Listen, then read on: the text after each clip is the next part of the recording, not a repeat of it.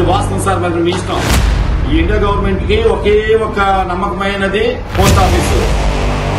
ఆ post office ఉండే విషయం కూడా మీరు మర్చిపోయారంటే తర్వాత మరి ఎస్పీ మరి మాకు ఇంకో విషయం తెలియదు సార్. కస్టమర్లు అందరూ సార్ ఒక నిమిషం కస్టమర్ అందరూ ఇక్కడే ఉన్నారు సార్.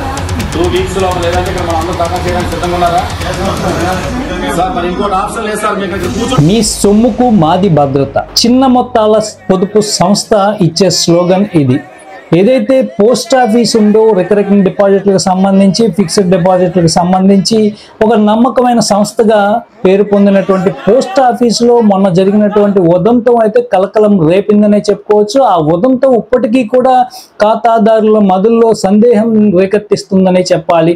ఏదైతే గత డిసెంబర్లో జరిగినటువంటి పోస్ట్ ఆఫీసులో 2 కోట్ల రూపాయల స్కామ్ అనేది 4 నెలల తర్వాత బయటపడింది. తర్వాత అయితే ఖాతాదారులకి అధికార గణం తెలపడంతో ఖాతాదారులు తమ పత్రాలతో తీసుకొచ్చి ఇచ్చాపురం పోస్ట్ ఆఫీసులో ఆ పత్రాలు సమర్పించారు. అయితే ఆ పత్రాలు సమర్పించడంతో ఇది పూర్తిగా 2 కోట్ల స్కామ్ అంటూ కూడా అధికారులు అయితే నిర్ధారించారు. ఈ క్రమంలో అయితే 5 మంది అధికారిక గణాన్ని అయితే అదుపులో తీసుకున్నారు. ఈ 5 మందే చేసుంటారన్న నెపంతో అయితే అధికారిక గణం ఏసీబీ దర్యాప్తు అయితే ముమ్మరం చేసింది. సుమారు 38 ఖాతాదారుల నుంచి ఏదైతే ఫిక్స్డ్ డిపాజిట్లు, రికరింగ్ డిపాజిట్లు ఉంటాయో వాటి పత్రాలను అప్పటికే మెచ్యూర్ డేట్ అయిపోయి తర్వాత వేరే విధంగా టర్న్ చేస్తూ కూడా 2 కోట్ల సొమ్ముని పోస్ట్ ఆఫీస్ ఖాతాల నుంచి కూడా పై ఖాతాలకి జమ వేయడంతో ఏదైతే ఆందోళన చెందుతున్నటువంటి ఖాతాదారులు అయితే పోస్ట్ ఆఫీస్ ని చుట్టుముట్టిన పరిస్థితి అయితే మొన్నటిదాకా చోటు చేసుకుంది.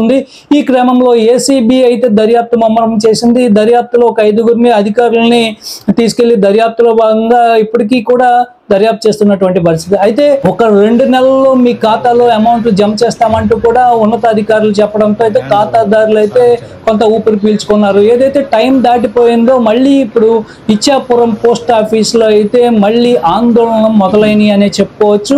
ఈ క్రమంలో అయితే ఖాతాదారులు మా సొమ్మును మాకు జమ చేయాలంటూ కూడా ఈరోజు ఇచ్చాపురం పోస్ట్ ఆఫీసులో ఆందోళన చేసినటువంటి పరిస్థితి అయితే నెలకొందనే చెప్పుకోవచ్చు. సుమారు 38 మంది ఖాతాదారులు అయితే 2 కోట్ల రూపాయలు మాకు ఎప్పుడు వేస్తారంటూ కూడా ఈరోజు నిలదీసినటువంటి పరిస్థితుల్లో అయితే పోస్ట్ ఆఫీస్ అధికారిక గణం అయితే తెల్లమొహాలు వేసింది. ఈ నేపథ్యంలో అయితే ఖాతాదారులు డైరెక్ట్ గా పోస్ట్ ఆఫీస్ తాలూకు సంబంధించి ఏసీబీ డిఎస్పీకి కూడా వాళ్ళు ఫోన్ చేయడంతో కూడా ఏసీబీ డిఎస్పీని కూడా వాళ్ళు ఏదైతే నిలదీసి మాకు కనుక 1 month లో గనుక మా సొమ్ము మాకు వేయకపోతే ఆందోళనకు దిగుతాం, అంతేకాదు మేము పెళ్లికి అలాగే చదువులకి ఉన్నత చదువులకి కూడా దాచుకున్నటువంటి ఈ సొమ్మును మీరు ఎలా తినేస్తారంటూ కూడా వాళ్ళు నిలదీసినటువంటి పరిస్థితి అయితే ఉంది. ఏదైతే ఇంకొక నెల గడువులో గనక ఈ సొమ్మును మళ్ళీ ఖాతాల్లోకి చేర్చకపోతే పెద్ద ఎత్తున ఆందోళన చేస్తాం, డౌన్ పోస్ట్ ఆఫీస్ అంటూ కూడా పెద్ద ఎత్తున నినాదాలు చేశారు. ఏదైతే మా ఆత్మహత్యలకు మీరే కారకులు అవుతారంటూ కూడా హెచ్చరికలు జారీ చేస్తూ పోస్ట్ ఆఫీస్ నుంచి ఖాతాదారులు అయితే వెనుదిరిగారు.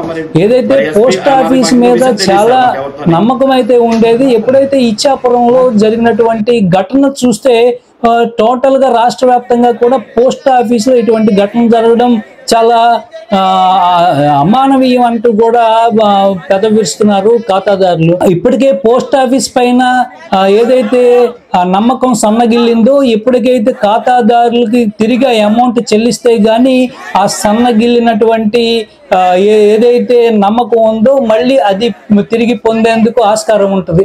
ఏదైతే చిన్న మొత్తాల పొదుపు సంస్థలో జరిగినటువంటి ఈ పెద్ద ఉదంతం అయితే రాష్ట్ర వ్యాప్తంగా కూడా పెను సంచలనంగా మారిందనే చెప్పాలి. ఏదైతే ఈ ఖాతాదారులకు 2 కోట్ల సొమ్ము అనేది తిరిగి వెయ్యాలని కూడా ఖాతాదారులు డిమాండ్ చేస్తున్నటువంటి పరిస్థితి అయితే ఈరోజు ఇచ్చాపురంలో చోటు చేసుకుందని చెప్పుకోవచ్చు. So signing off Rauthula TV. Post office లో మేము దాచుకున్న డబ్బులని న్యాయం చేయాలి, న్యాయం చేయాలి, న్యాయం చేయాలి, న్యాయం చేయాలి, న్యాయం చేయాలి, న్యాయం చేయాలి.